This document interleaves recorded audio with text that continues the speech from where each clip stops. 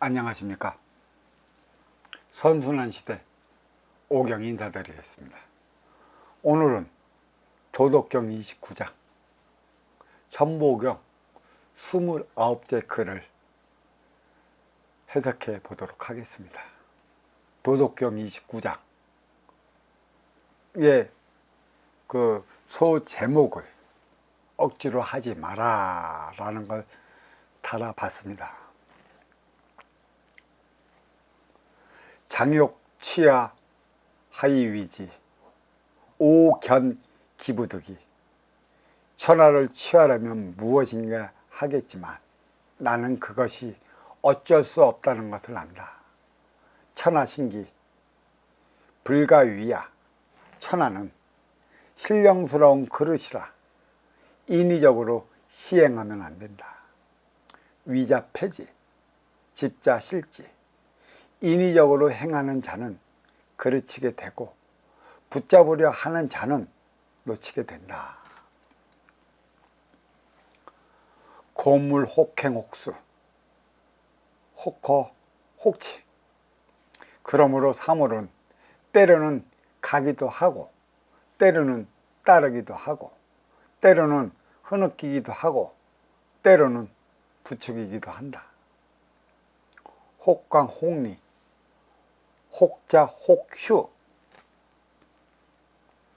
때로는 강하기도 하고 때로는 약하기도 하고 때로는 꺾이기도 하고 때로는 무너지기도 한다.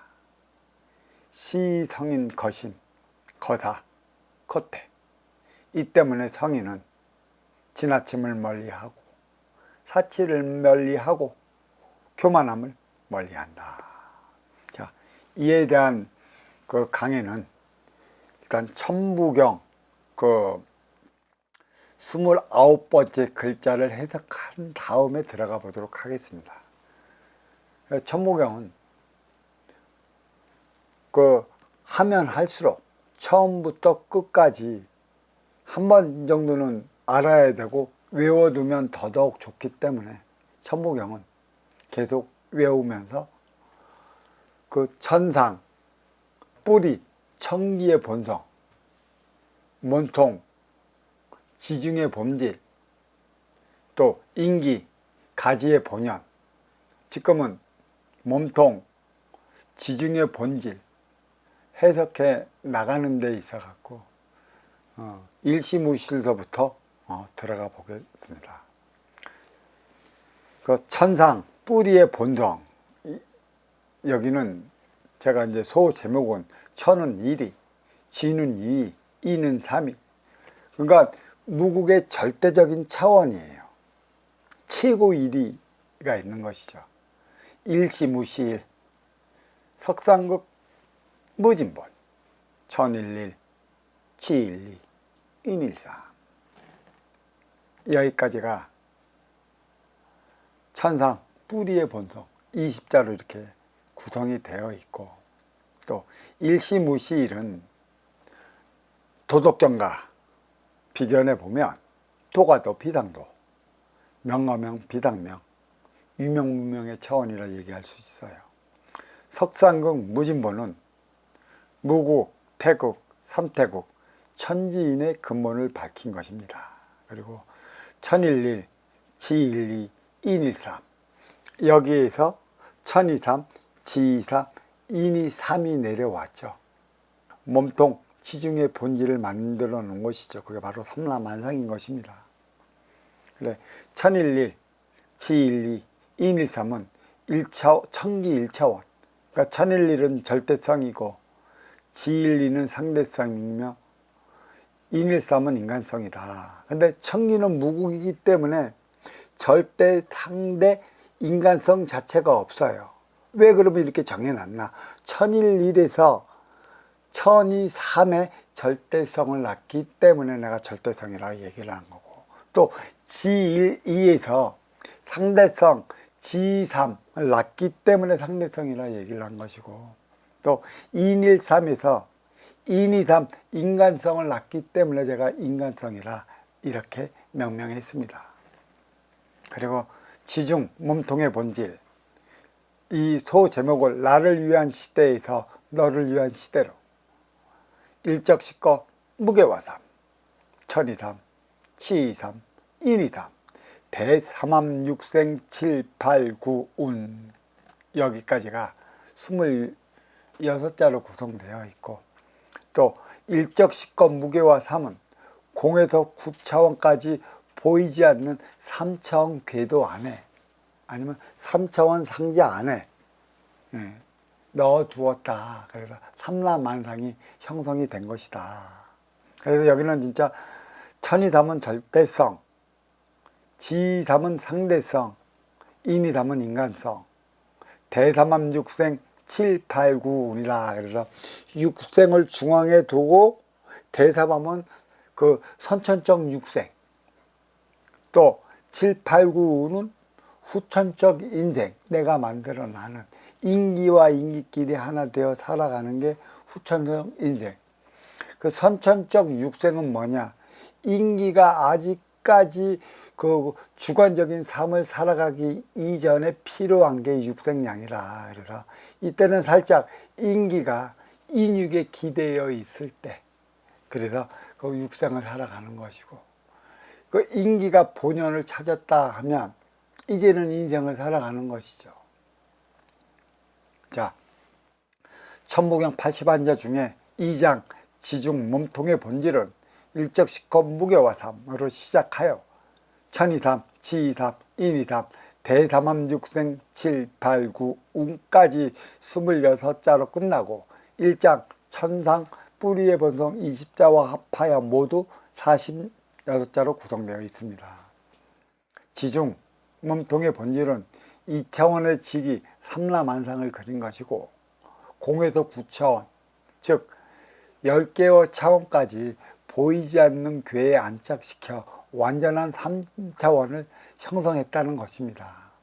그래서 결국 뭐예요? 뿌리에서 몸통이 나왔다는 얘기죠. 그리고 12번째 한자 천과 29번째 한자 천의 차이는 무엇일까요? 그러니까 1차원의 천과 2차원의 천의 차이는 무엇인가? 천일일의 차원과 천이산의 차원이 무엇인가? 12번째 한자 천은 일자원의 천기, 무국의 절대성 근원지로서 대역 최상의 위치에 있음을 알리는 것이죠. 흔들리지 않는다는 것이에요. 근본은 여기에 있는 것입니다. 아울러 1차원의 천은 천상 뿌리의 본성을 그대로 지니고 있어 2차원의 천을 분리하여 지중 몸통의 본질을 낳았고 또 운행 중에 있다. 따라서 1차원은 무국의 절대적 차원이고 2차원은 태극의 상대적 차원이며 3차원은 삼태국 인간적 차원인데, 그렇다면 2차원의 천기는 상대적 차원이어야 하는데 왜 절대적 차원으로 자리하고 있는 것인가 궁금하니까 제가 좀 얘기하겠습니다. 1차원의 천기는 뿌리의 본성이라 1차원의 직이 몸통의 본질과 1차원의 인기 가지의 본연을 관장합니다. 따라서 2차원의 천기와 직이와 인기도 1차원의 천기의 관할입니다. 하지만 1차원 천기에서 분리된 2차원의 천기이므로 무국의 절대적 뿌리의 본성을 2차원의 천기가 그대로 지니고 있기 때문에 무국의 차원이다. 이제 이거는 이제 천이삼, 지이삼, 인이삼으로 설명에 들어가면 더 확실하게 나오는 부분이니까 이 정도만 좀 알면 쉽다. 한편으론 2차원의 몸통은 직이라 상대적 차원입니다. 1차원은 운용의 주체 암흑우주, 2차원은 활동의 주체 발군우주라는 데 있어 만물의 오묘한 작용은 활동의 육생계에서 비롯됩니다. 태극, 음양 2차원에서 비롯된다는 것이죠. 오묘한 도의 작용은 어디에서 일어나는가? 무국의 차원이 아니에요. 태극의 차원 물질 세계인데 오묘한 도의 작용은 누가 일으키는가? 그런 무국의 차원이라 절대적 차원에서 일으키는 것이다. 무엇보다 일차원 청기의 아바타가 이차원 직이라는 데 있어 청기의 절대적, 직위의 상대적, 인기의 인간적 차원이 그대로 적용된다는 것입니다. 29번째 한글천도 다르지 않습니다. 3차원의 궤도에는 2차원의 청기가 운행한다는 것을 뜻하는데 혼돈의 시간은 지나고 질서의 시간을 맞이했다는 것입니다. 이제는 모두게요. 지구의 양 사이드에는 달과 태양이 있고 달과 태양 주변에는 이거는 달과 태양과 지구는 머리와 양팔이라고 할 수 있고 수금지의 목도 천하명은 하나의 몸통이라 할 수 있어요. 그게 딱 형성이 되니까 저마다 궤도에 딱 안착되니까 우리 운하에 있는 그 모든 별들도 그 궤도에 안착됐고 삼라만상도 궤도에 안착되어 있습니다. 항성과 행성이 있는데 모든 항성은 궤도에 안착되어 보이듯 보이지 않듯 움직이는 것이다. 태양과 달 사이에 있는 지구는 안정되었고 태양계와 우리 은하와 삼라만상 3차원은 체계적 운행을 2차원 지기 청기가 주관하고 있다는 것입니다. 그러니까 2차원 지기의 천, 그렇죠. 이거는 지기의 천은 1023을 얘기를 하는 것입니다. 여기까지가 29번째 천의 의미를 가지고 천의 지위, 위계가 얼마나 큰가 이렇게 얘기를 할 수 있어요. 그러니까 그 암흑우주를 관장하고 있는 청기가 있고요. 밝은 우주를 관장하는 청기가 있어요. 근데 분리되어 있어요. 그래 암흑우주는 지금 있는 듯 없는 듯 밝은 우주를 감싸고 있습니다. 그래서 밝은 우주가 빛나는 것이고 여기에서 분리된 그 30%의 청기가 지금 삼라만상을 주관을 하고 있고 그게 진정 하늘에 계신 어버이다. 그러면 그 70%의 청기는 무엇이냐? 그 살아있는 듯 죽어있는 듯 암흑우주로서의 밝은 우주를 감싸고 있어요. 이거를 생각하세요. 내 몸이 30% 아프면 병자 누워 활동하기 힘듭니다. 그리고 70%가 아파갖고 육신이 아파갖고 병자 누우면 사경을 헤매요. 오늘날 하는 지경이다. 이렇게만 알아두시고, 자 도덕경 그 강연을 한번 들어가 보겠습니다. 29장 장혁지 천하 이위지 오경 기부득이 천하를 취하려면 인위적으로 무엇인가 해야 하겠지만 나는 그것이 어쩔 수 없다는 것을 안다. 천하 신기 불가위야. 천하는 신령스러운 그릇이다. 인위적으로 시행하면 안 된다. 위자 폐지, 집자 실지. 인위적으로 시행하는 자는 그르치게 되고 붙잡으려 하는 자는 놓치게 된다. 여기까지를 제가 끊었습니다. 설명하기가 쉬울 것 같아 갖고. 여기 3단락의 내용은 변함없는 절대성의 무의자연을 말하고 있습니다. 상대성의 육생리는 만물 앞에서 인간성이 저절로 드러나게 되어 있으니 적대보완적 관계를 유지하며 살아가고 있습니다. 자연은 자연이 놔두니 자연 번식하는 것이고 그래서 아름다운 것입니다. 인간이 청량한 듯 하면 안 돼요. 그러면 인간, 그러면 내 앞에 온 인연은 자연이 아닌가? 자연이라는 얘기죠. 무의자연. 인기가 인육을 쓰고 인간으로 살아가는데 물질과 빅물질이 하나 되어야 되는데 왜 그 인간에 대해서 청량간섭을 하는가? 청량간섭 하지 말라. 단 스승 앞에 가르침을 받고자 온 것은 틀려요.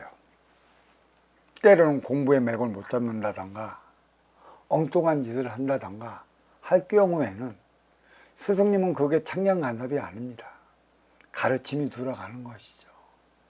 근데 동등하게 배우는 입장에서 소통을 위해 그 공부를 나누는 것은 상관하지는 않는데, 상대방이 원치 않고 상대방이 싫어하는 대로 가리켜라 들고 참견하라 들면 너와 나는 적대적이다, 보완적 관계에 그 삶의 위치에서 크게 벗어나질 못해요.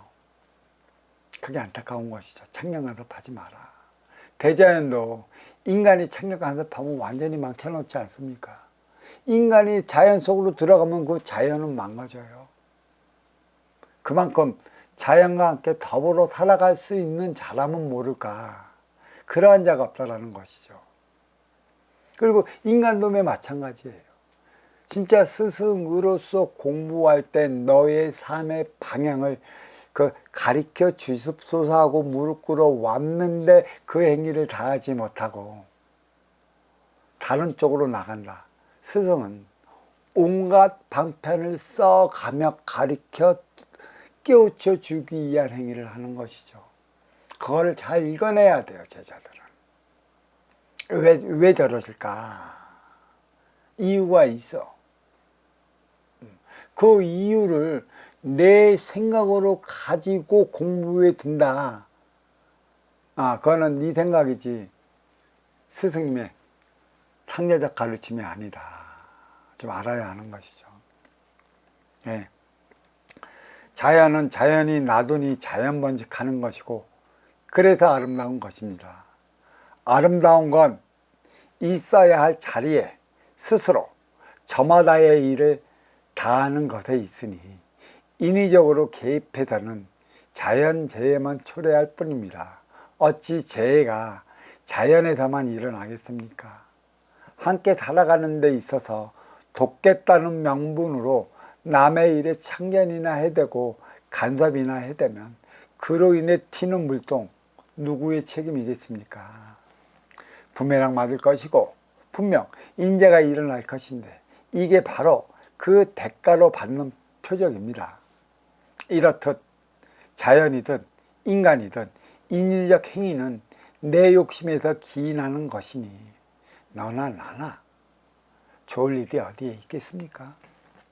타고난 근기만큼 때가 되면 기회가 주어질 것이고 올라설 것이라 올라서기 위한 기회만 엿보지 말고 올라선 후에 무엇을 어떻게 해 나갈 것인가, 이 대안 마련을 위한 노력을 해야 한다는 것이죠. 천하는 신령스러운 그릇이라 인위적으로 시행하면 안 된다는 천하심기 불가이야. 이 뜻은 도의 작용을 아느냐는 것이죠. 무의자연을 아느냐는 것입니다.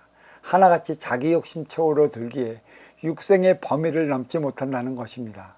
과연 자연이 인간을 위해 있는 것인가, 아니면 인간이 자연을 위해 있는 것인가를 깊이 생각해야 할 것입니다.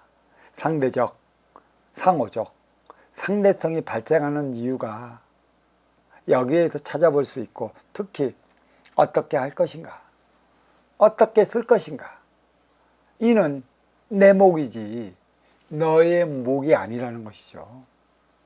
무국의 절대성 본성은 태극의 상대성 본질을 낳고, 태극의 상대성 본질은 삼태국의 인간적 본연을 움직이게 함에 따라 문제는 인간적 본연은 상대적 본질 앞에 농락당하기 쉽다는 것입니다. 물질 앞에 인간성은 농락당해.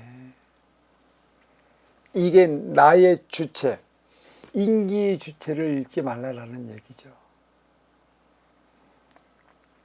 자연은 상대성인데 인위적 인간성으로 치열해 둔다면 고통만 가중될 뿐만 아니라 나아기 나름에 따라 달리 나타나는 작용 반작용의 법칙을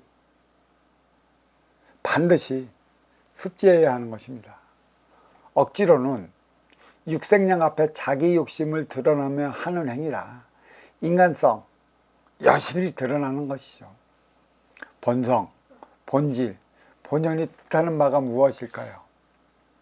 모두 인간에게 부여된 독특한 성향인데 자연에는 섭리, 이치, 순리가 작용하고 인간에게는 신뢰, 신용, 신의가 적용됩니다. 물질 인육의 DNA가 있고 비물질 인기의 DNA가 있습니다.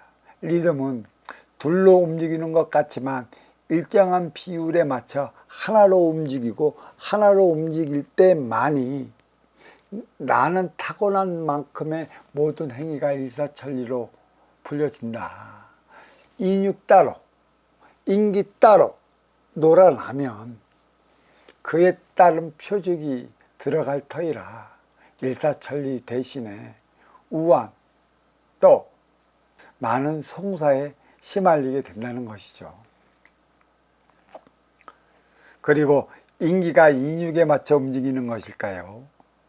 인육이 인기에 맞춰 움직이는 것일까요? 누가 운용의 주체이고 활동의 주체라는 것입니다.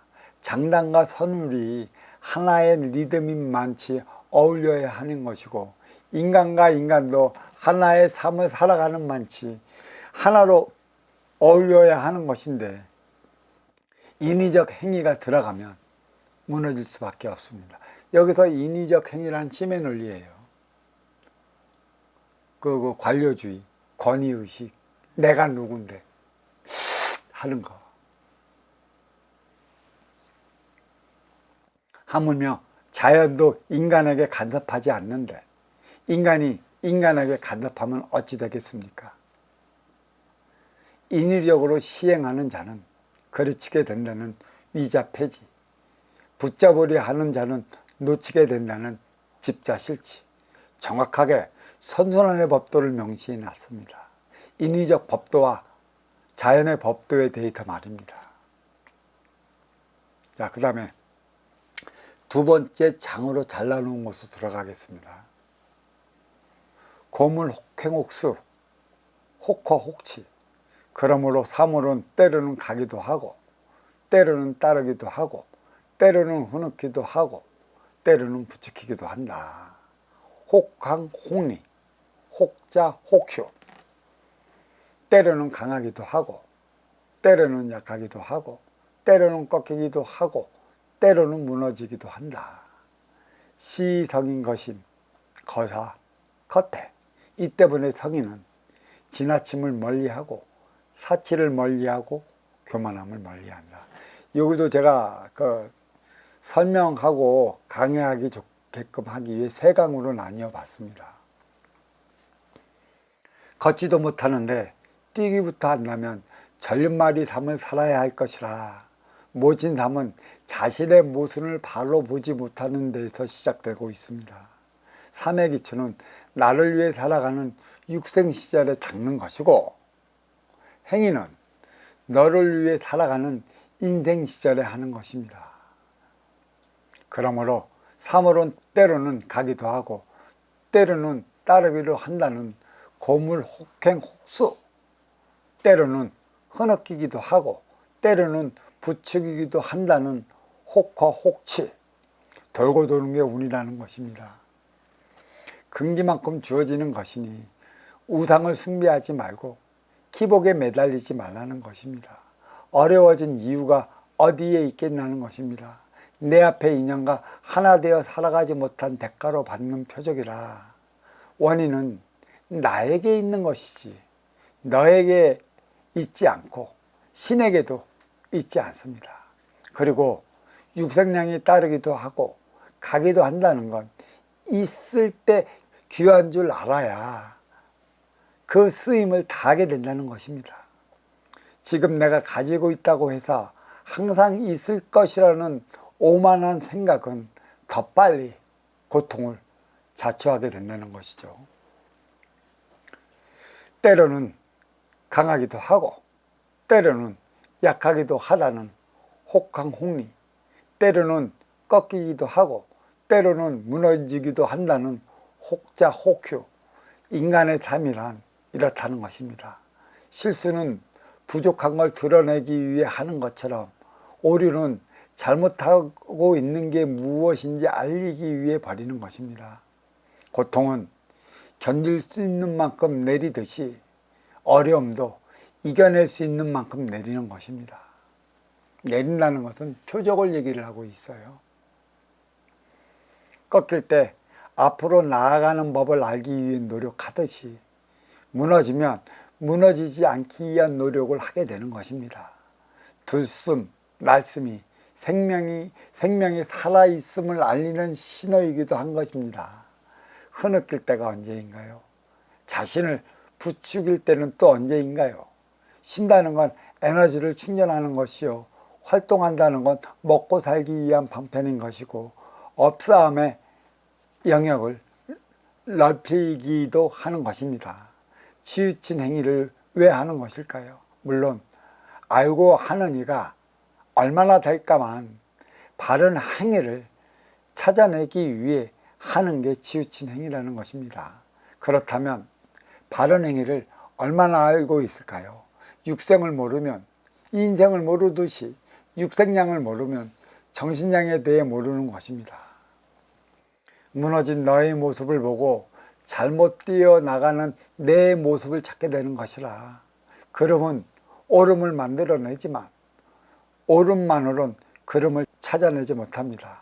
걸음이 없는 오름의 문제는 누구를 위한 오름이냐는 것이고 모두를 위한 오름이어야 하는 것에 있습니다. 한 부분만을 위한 오름은 옳은 것이라면 세상야 옳지 않은 게 어디 있을까요? 한쪽으로 치우친 오름이기에 오름이라 말하지 않는 것입니다. 물론 부분을 통해 전체를 알아가는 것이고 이때 오류는 부분을 전체로 알고 오름이라 말하는 것입니다. 그렇다면 무국의 절대적 차원이 옳은 것이라 할 수 있는데 태극의 상대적 차원은 삼태극의 인간적 차원과 하나 달 때 절대적 차원이 가능한 것입니다. 이 부분 이해를 잘해야 돼요. 절대적은 무국의 차원이고 무명의 차원이요. 그 어떤 것도 없어요. 그러니까 상대적 차원, 그 물질은 상대적 차원이지.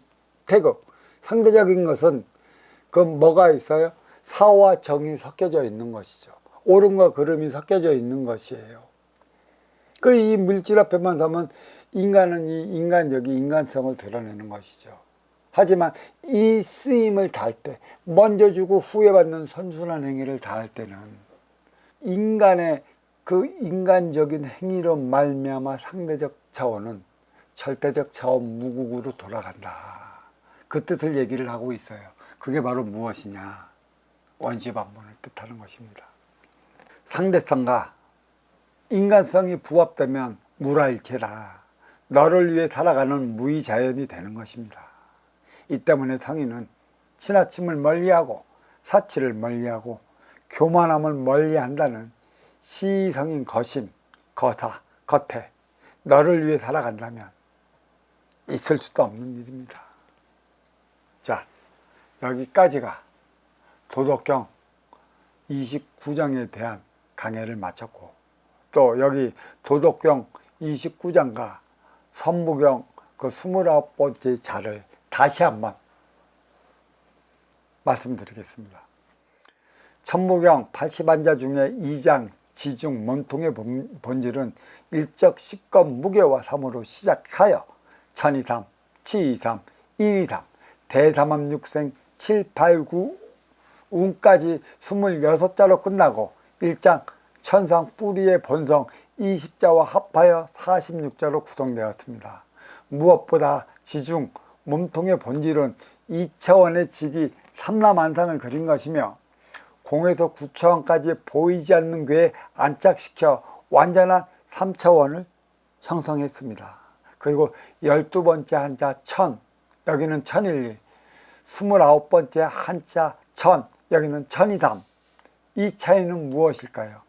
12번째 한자 천은 일제원의 천기 무국의 절대성의 근원지로서 대역 최상의 위치라는 것이죠. 따라서 일제원 천기는 천상 뿌리의 본성을 그대로 지니고 있어 2차원의 천기를 분리하여 지중 몸통의 본질을 운행하고 있습니다. 결국은 뭐냐면 뿌리에서 몸통을 낳았다라는 얘기죠.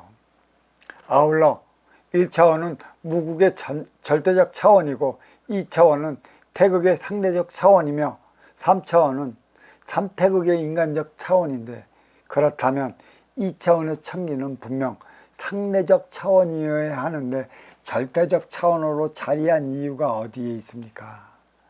1차원의 천기는 뿌리의 본성이라 1차원 직이 몸통의 본질과 1차원의 인기 가지의 본연을 관장함에 따라 2차원의 천기, 직이, 인기도 1차원의 천기가 관할하고 있습니다. 이건 또 무슨 소리냐? 천일일이 천이삼을 관장하고, 또 지일일이 지이삼을 관장하고, 또 인일삼이 인이삼을 관장한다는 것이에요.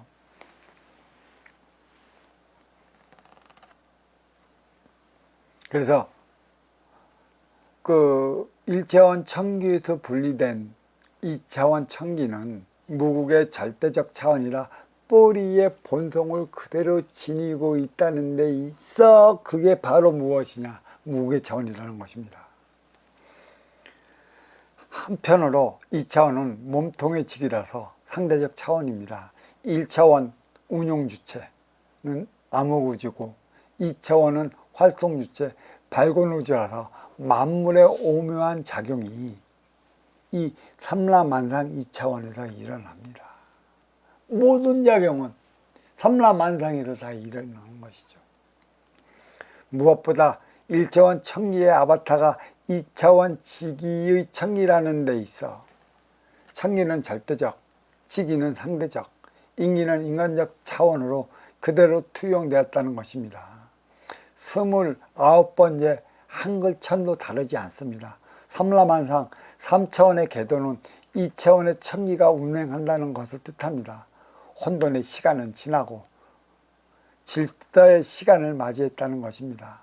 태양과 달 사이에 있는 지구는 안정되었고 태양계와 우리 은하와 삼라만상 3차원은 체계적 운행을 2차원 지기의 천기가 주관하고 있다는 것입니다. 자, 여기서 도덕경 29장을 좀 비견해 봤습니다. 어거지가 통할까? 억지로 해서 될 것이었다면 세상사 이루지 못할 것이 없습니다. 인간적 앞에 드러나는 상대적 차원, 인간성은 육생령 앞에 드러난다는 것입니다. 상대적 물질 세계와 인간적 생활을 말하고 있습니다. 물질은 육생계라 29장이나 29자의 천이나 상통하는 면이 많이 있습니다. 이렇게 하며, 자, 천부경 29자 또 도덕경